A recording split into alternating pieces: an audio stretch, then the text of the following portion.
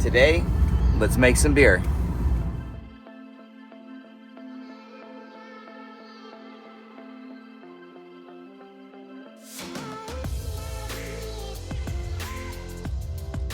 All right, good morning.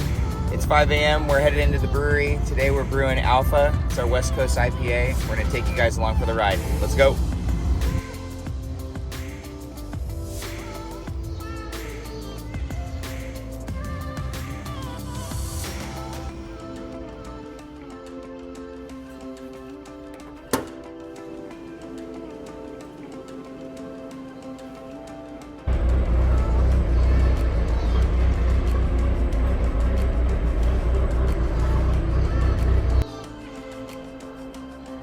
All right, just got some, I don't know, bad info, but, well, it's accurate, but it's not good for us.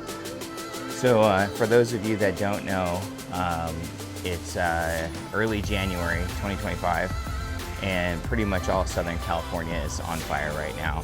And we're getting power shut off in areas.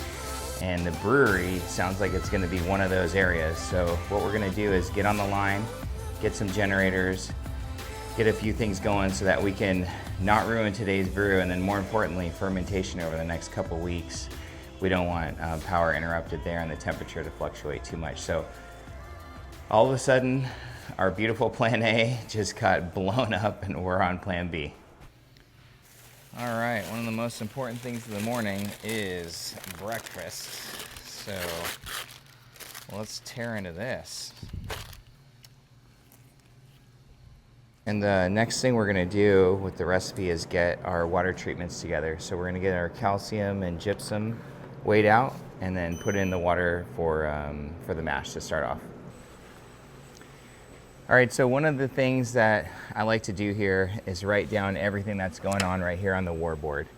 So I got this from the fire service. Anytime we might go out on like a larger scale incident or deployment, all the directions, all the information is up on some sort of board. It could be a TV. Now there's like a lot of digital stuff, but for us, this is our war board. We're gonna write down the volumes of everything, the temperatures we need, the times that we need to be at, and this is gonna help everybody know the plan so that when they're in here helping, all the information is available for them up on the war board.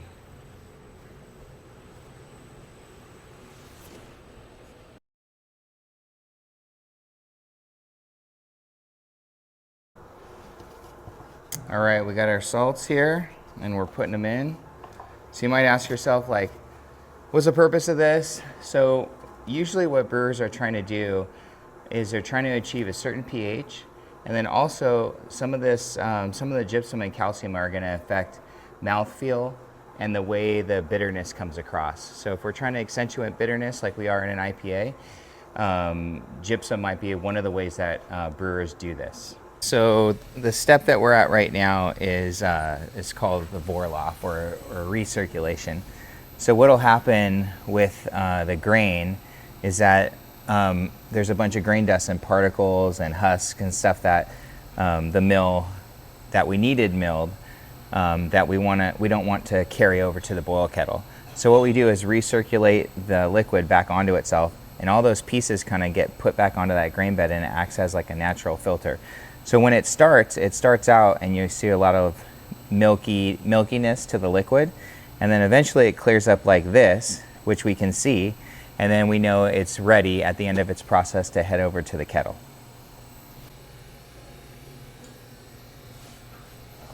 All right, so we're moving liquid over to the kettle and we're starting to fill it up. All right, so we're up on the brew deck. Right now we're gonna check on the sparge, see how much, so we can just see a little bit of the grain and there's some water above it. It's raining down, kind of rinsing the grain or the sugars from the grain. And we're moving everything over to the kettle. So the kettle's about 2/3 of the way full, and we're at 184 on the temperature. So the temperature's still coming up and the volume's still coming up. So hopefully they meet at the same time and the transfer transitions into the boil. So as the boil kettle is filling up, what we want to do is take gravity samples, and we want to make sure that we land on the right gravity and we don't overshoot. So with these bigger tanks, you have to move around the liquid so the sugars don't stratify in there when they're hanging out. We're gonna get a quick sample, check the gravity, cool it down, and see where we're at.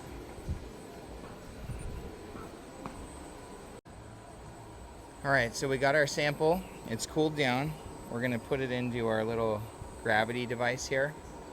It's gonna measure the gravity and tell us the temperature of this sample. All right, so we're currently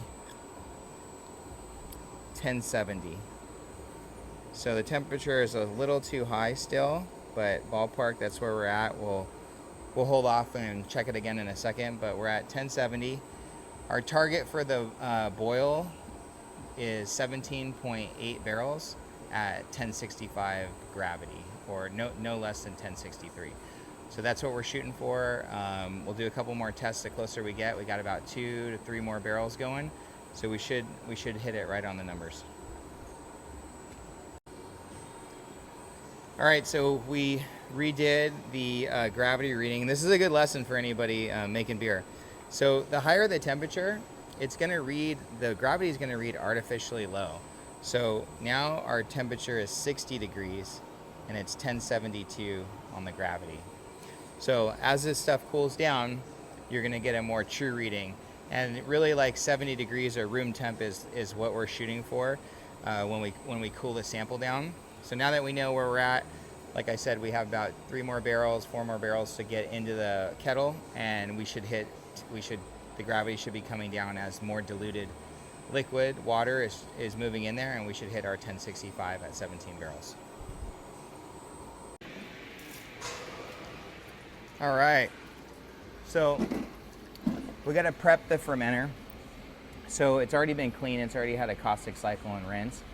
And now we're gonna hook up some plumbing so that we can bring beer in and do a clean in place cycle and make sure all the pipes and fittings and everything on the fermenter have been cleaned with our acid sanitizer.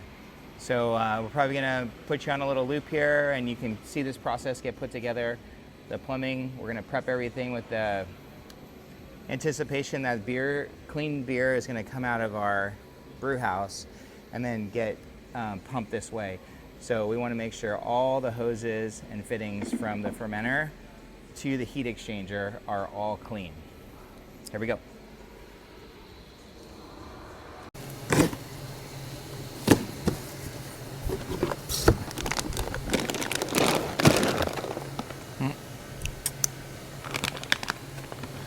Well, it looks like I pushed the knife in too far and cut the bag open already. Well, good thing we're using them all today. So these are hops in their pellet form. I don't know if you can see that. Let's see if it'll focus. There you go. So what happens is they start off as like really small pine cones. They grow on a vine that grows up to like 25 feet. And they'll get processed into like these little pellets. And what that does is it takes some vegetable matter off the plant or the flower. And what brewers are trying to get at for the most part are the oils that are inside these pellets. So the pellet increases the surface area. It allows the product to disperse easier in the boil, and the oils get into solution faster and more of them.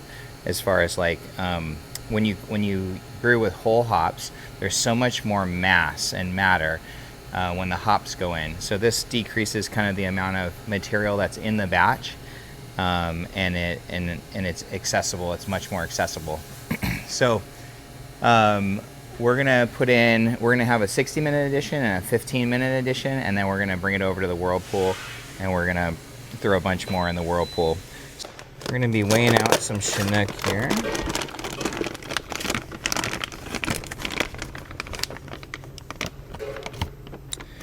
The storage of these things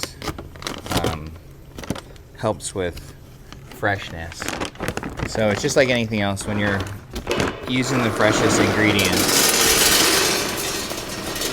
you're usually going to get better flavor and aroma and everything that you're looking for.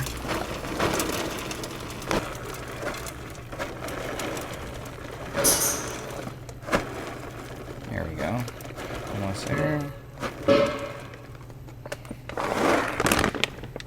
We'll wrap those up and put them back in. So we're going to take this over to the brew house, put it on the deck, and then label everything so we don't get them mixed up, because a lot of them look the same. I mean, they're just little green pellets. All right, so as you can see, we got a good rolling boil going. We're at our volume and we're at a gravity, and we're about to put in our Centennial hops for bittering. So here we go. 60-minute charge going in.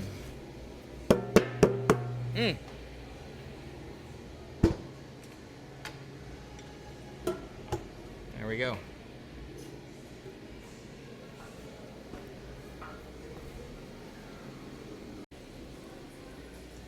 All right, we're graining out. So we usually get like first little bit by the door out of here, and we'll turn the auger on and let that work. And we'll send this out to a local farm, and their animals will be able to enjoy it. Good second use of the materials around here.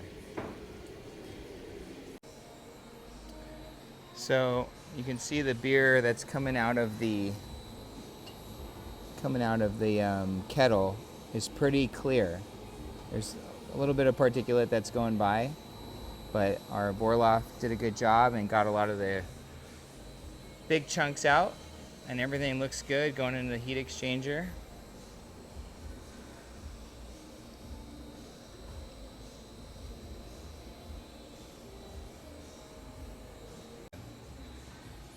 All right, oh my God, we just finished the whirlpool.